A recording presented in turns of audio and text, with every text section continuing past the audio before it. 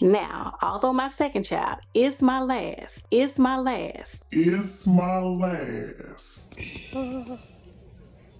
can't believe it, Jesus. I can't believe it, Jesus.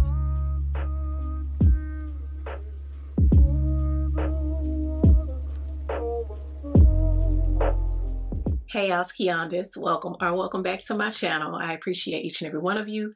If you're new, please consider subscribing and tap the bell to be notified every time I upload a video. So as you can see from the title, I've been out here doing grown folks things. This video is a life update. So yeah, let's talk about it. So clearly, all that noise I was talking in my last birth story video did not age well, because here we are yet again. For those of you who do not know, I am currently the mother of two adorable little girls. They are my angels, my little life-size baby dolls, better known to their parents as Annabelle and Chucky. And this pregnancy will make me the mother of three adorable little girls. There it is. There you go.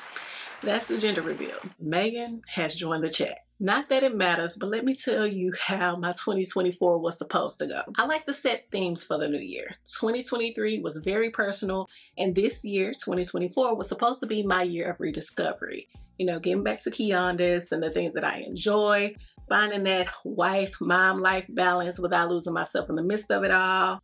You know, just overall striving to become the best version of myself that I can, because you can't pour from an empty cup. I got myself a gym membership at the beginning of the year, started making healthy lifestyle changes, and you couldn't tell me that my abs was not going to be ready this summer. Well, those plans have been postponed, and the abs, my dear, are still loading. Needless to say, this pregnancy caught me and my husband completely off guard. Well, I wouldn't say completely, because we know how babies are made, but we also, you know, we have a good little routine, and we know how to duck and dodge those pink lines. So we thought, because life comes at you fast. I found out I was pregnant by happenstance. My second born was looking in between her legs, and y'all know the old wives' tale. If they start looking in between their legs, somebody's pregnant or about to be pregnant, and I knew for sure it wasn't me, so I was pinning the baby on everybody. My best friend, my little sister, whoever. The baby wasn't mine. Now, Cold Red was also a little delayed around the time, but I had just started working now, changing up my diet, so I assumed the lifestyle change had something to do with it. But then came ab day at the gym. I work out with my husband, and he had me on this ab crunch machine, and I didn't get a full 1-2 crunches in before I was like, you know what, this don't feel right. My tummy felt like it was folding over, my organs was separating.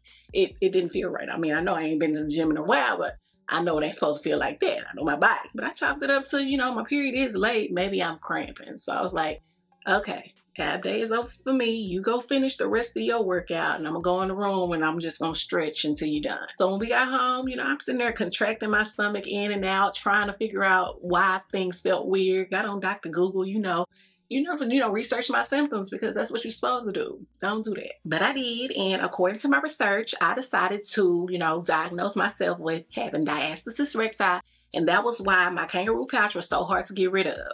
But all the while, my period was still missing. Miss Girl is normally no more than a week late, but again, I was making life changes, switching things up. I was still breastfeeding my second born, so, you know, it just couldn't have been pregnancy. It couldn't have been, but I still needed to rule that out completely, because it was starting to mess with my mental. So I texted Boo and I told him, I think it's time for me to do the thing on the stick, and his little antennas went up. He started asking me all kind of back-to-back questions.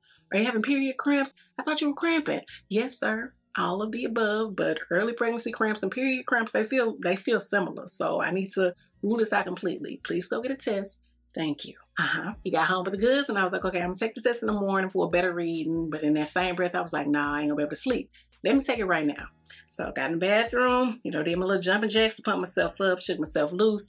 There's just something about taking a pregnancy test that is very nerve-wracking, even though I was not pregnant. Well, I took the test, did my follow-up business, and got up to sit the test on the back of the toilet seat to wait my 3 minutes, because it takes 3 minutes. And I swear that as I'm sitting the test down, my fate is revealed. It did not take a full minute for that thing to tell me I was pregnant. I did a double, triple, quadruple take and just dropped my head in disbelief, because who, where, when, how, all of which I know the answer to now, but in the moment, like, no. Then came the true walk of shame or excitement, depending on what you want your outcome to be. But I was definitely in disbelief. I walked in the living room, told my husband, hey, go look at the test. He read it, and It was a very silent night. I still didn't get no sleep. The thought of another hot geriatric pregnancy haunted my dreams, but okay, Lord. I really feel like God be up there cackling, because when I was a young whippersnapper, like many of you, I had my family plans laid out. I wanted a good man, Savannah, with one child, preferably a son, because I ain't want to have to comb nobody's hair, and I'm somebody's daughter, so I know how the moves be swinging. Happily married with one son, that's it. And God said, no, that ain't it. That is not the plan I have for you. But since you know it all, my child, here's 3 daughters with heads full of hair and a side of sass.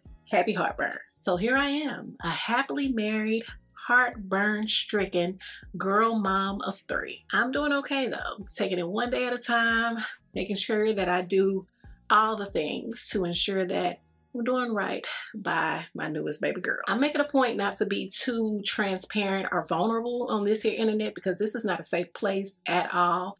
And I use humor a lot as a coping mechanism, but I feel compelled and led to let y'all in my business a little bit, because this just might bless somebody. My first trimester was an emotional roller coaster, and accepting that I was pregnant this 3rd go around when it was not a part of our plan was a bit of a struggle. And honestly, depending on the way my mood pendulum swings, I still have those why me moments. A big reason for those why me, why do I have to go through this again moments, is because postpartum depression hit me pretty hard with my second born.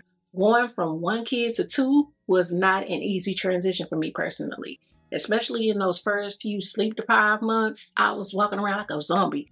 Didn't know what the day was. Thankfully, it didn't negatively impact my bond with my daughter, but I was tired and exhausted even with help. So the thought of having another child and possibly dealing with postpartum depression again, along with all the other symptoms the first trimester comes with, had me crying almost every day. But wait, there's more. Not only was I struggling with acceptance, I'm not one of those people who particularly enjoy being pregnant. It is not a beautiful experience for me personally.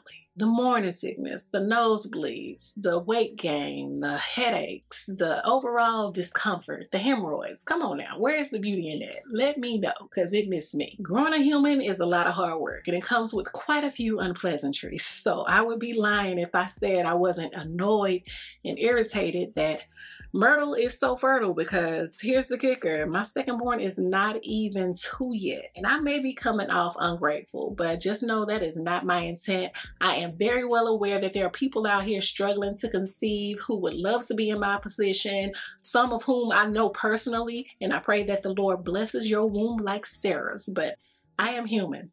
A pregnant, hormonal human at that. So please allow my struggle to be what it is. Someone else's struggle does not discount my own. And surely I'm not the only one out here receiving blessings in disguise. Matter of fact, if you've ever received a blessing in disguise, let me know down in the comments so I know I'm not alone. It doesn't have to be prego related. And again, I am taking my blessing in disguise one day at a time. On a happier, lighter note, I am in my 3rd trimester and I feel a whole lot better, both mentally and physically. God is literally doing a great work in me. And although I am not a big fan of pregnancy, the baby kicks will never get old. There's something about feeling this little human moving, grooving, and growing inside of me that brings me great joy. The baby kicks really hold a special place in my heart. And so does my husband's urologist for doing what needed to be done to ensure that this was my last set of baby kicks. In Jesus' name, amen. Now let me show y'all my little summer 6-pack or whatever. All right, so here I am in all my glory. This is my 2024 6-pack, but it's gonna be a real one next year. Don't play with me. But for now, say hello to my lemon. Ooh, this is what happens when you be out there doing a grown-uppers, you know, doing the Lord's work, replenishing the land. I was just being obedient, Lord. I was just being obedient. Woo. But yeah, here I am. Side view. Other side view. Oh, Braxton Hicks. Give me a minute. All right. I am doing the fall, and I'm believing God for a healthy full-term pregnancy and another birth center birth with no complications. I really hope and pray that thing 3 does not arrive on thing 2's birthday, but It's clearly God's plan at this point, not mine. And now that I think about it, my theme of rediscovery this year still holds true because I am rediscovering that God's plan will always prevail. This pregnancy is a constant reminder that no matter what plans I try to make for my life, God is in control and has the final say. His plan will always and forever be greater than my own, and I trust that everything will be just fine. There's a blessing in the storm, y'all. Well, that is all I have for this life update. Thank y'all so much for watching and supporting me, my content, and all these kids. Don't y'all be out there skipping my ads because I got 3 mouths to feed. You hear that?